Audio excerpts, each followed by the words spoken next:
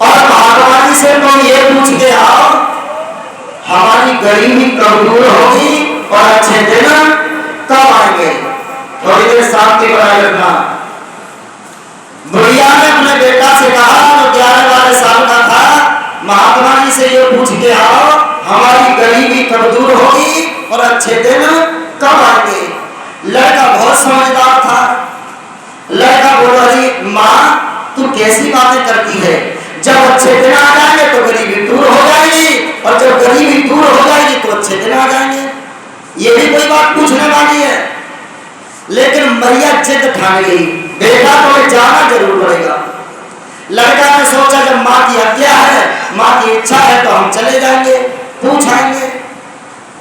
अब माँ ने अपने बेटा को भोजन खिलाया, भोजन पैक करके दे दिया, जा बेटा रास्ता में भूख लगे तो खाएगा क्योंकि वन बहुत दूर है, पैदल जाना पड़ेगा।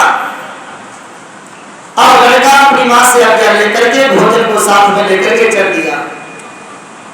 चलता जाना है, शाम हुई, भोजन खा लिया, अंधेरा हो गया और जब अंधेरा हुआ तो एक शहर में पहुंच गया।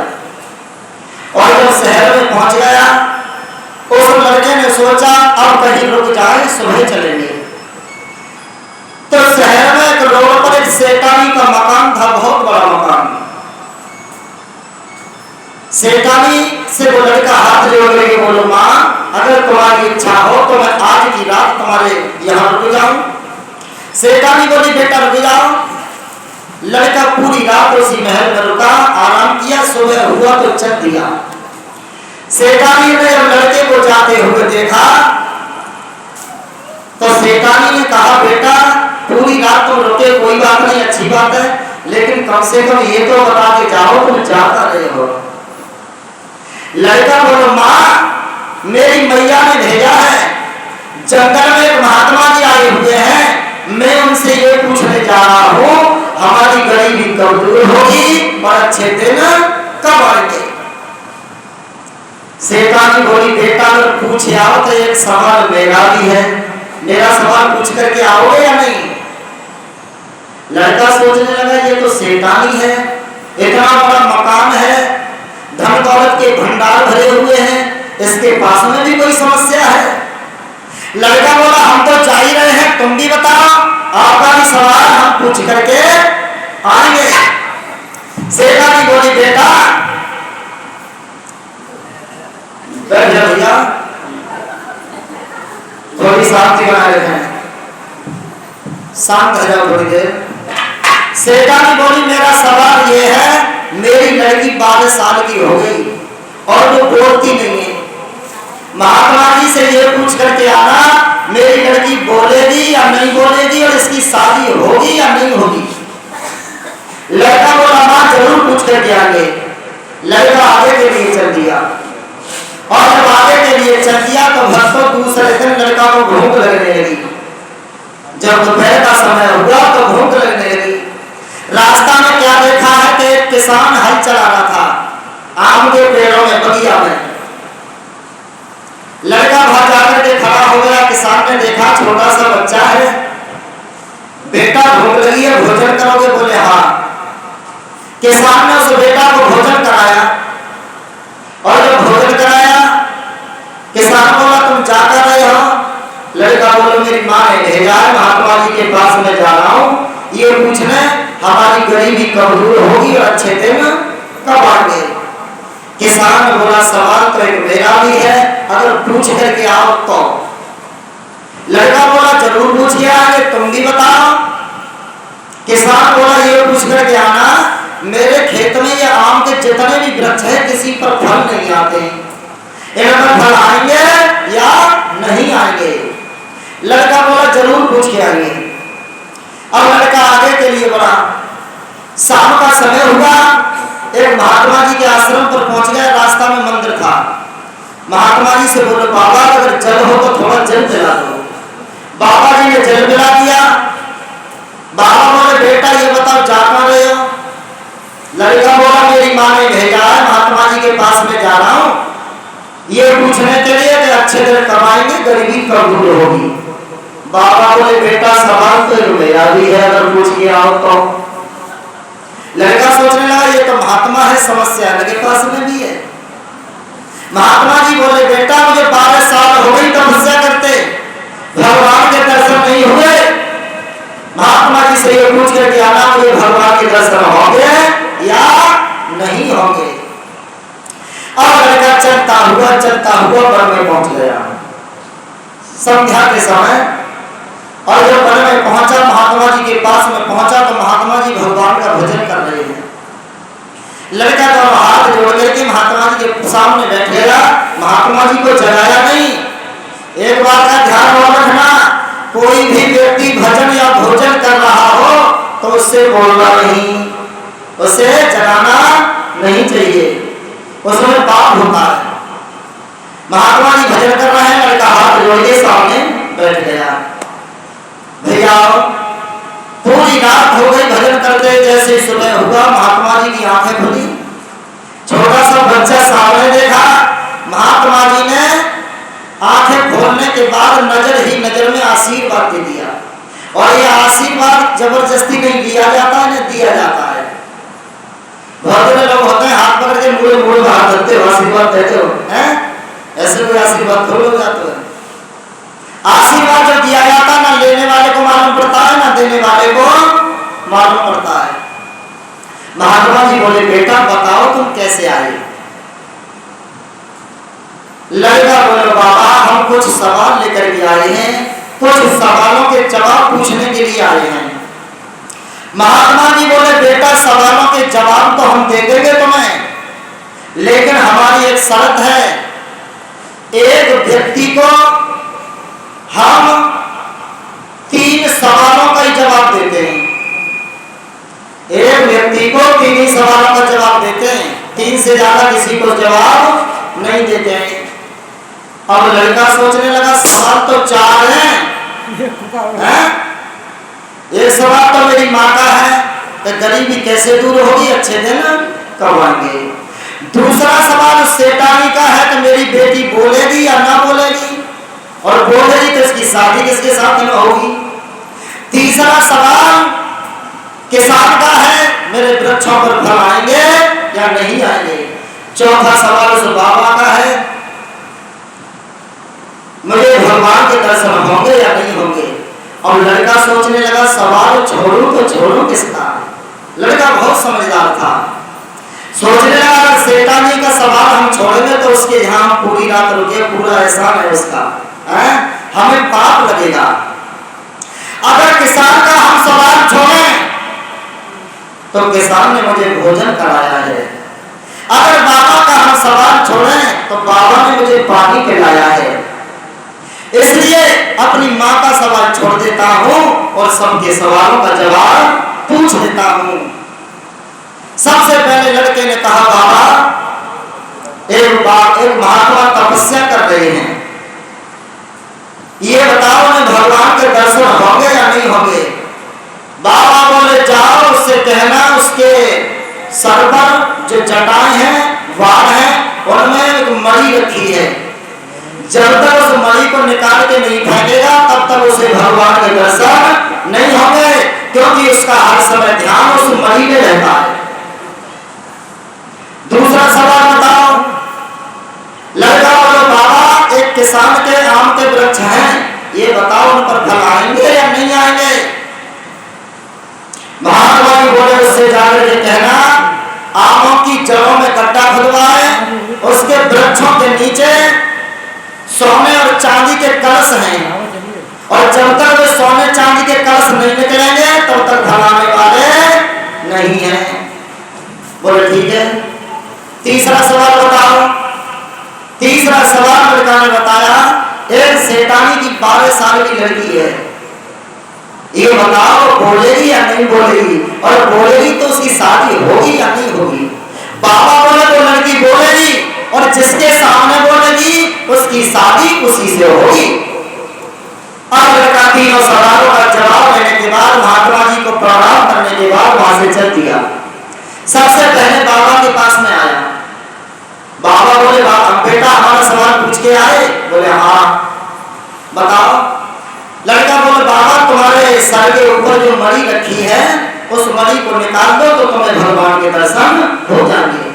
महाकुमारी जी ने वो मणि निकाली और उसी लड़का को दे दी। बोले बेटा इस मणि को तू ले जा, इसने मुझे भगवान के दर्शन नहीं करने दिए।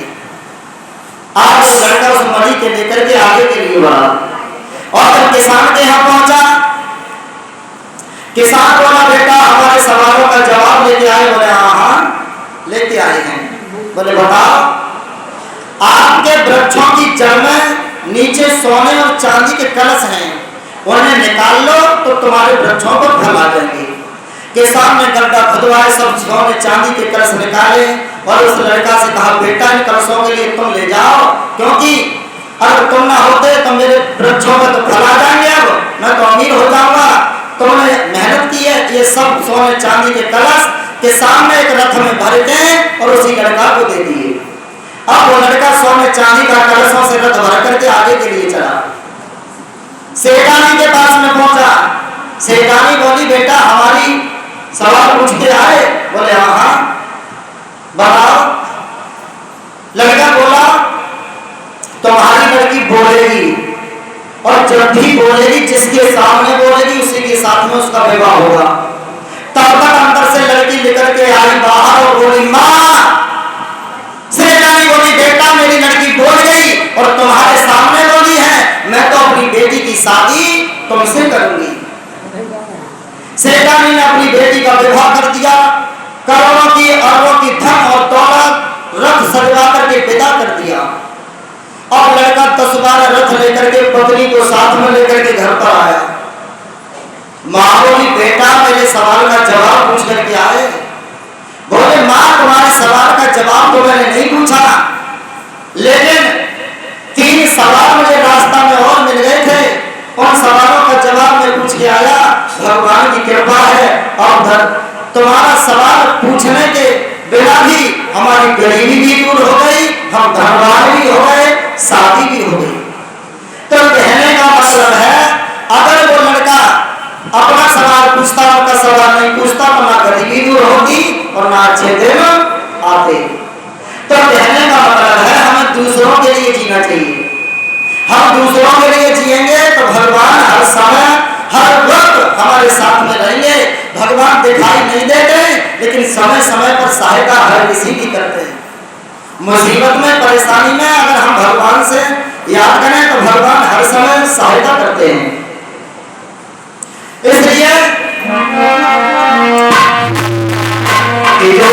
धर्मों पर सब चलते और दुखों से न डुराते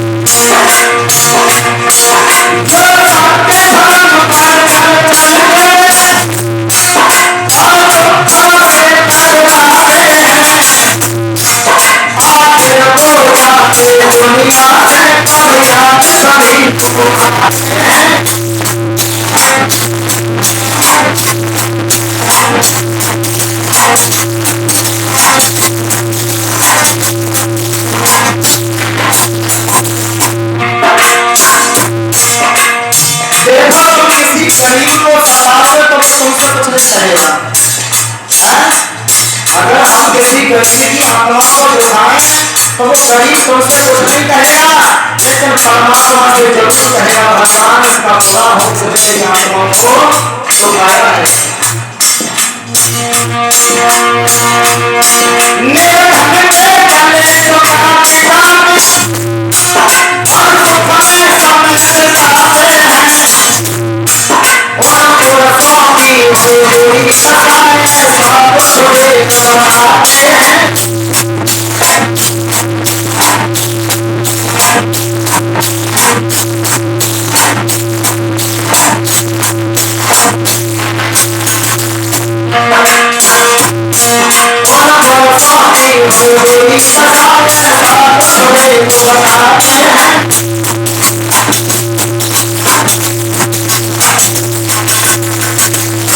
इसलिए नहीं चाहिए दिल दुखाना किसी का, क्योंकि सदा ना रहा है सदा ना रहेगा जमाना किसी का। बुरा है बुरा जग में बताना किसी का, चाहिए दिल दुखाना किसी का। आइए वहीं का कथा का प्रसंग चल रहा था। बताइए कोई कथा का प्रसंग कहां चल रहा था? कथा का प्रसंग कहां चल रहा था मालूम है किसी को? अनमोल है? अच्छा ताऊ को ना मालूम है?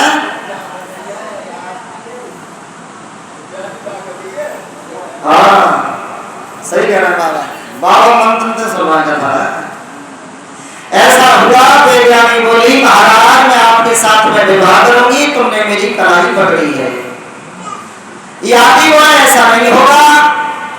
यादी देवयानी को छोड़ के आगे के लिए चले। देवयानी ने पीतम्बर पकड़ लिया। महाराज यादी पीतम्बर को खींचते हुए आगे के लिए चली गई। देवयानी पीछे पीछे भागी और आवाज लगाई महाराज रुक जाओ, महाराज रुक जाओ। आवाज लगाई देवयानी ने।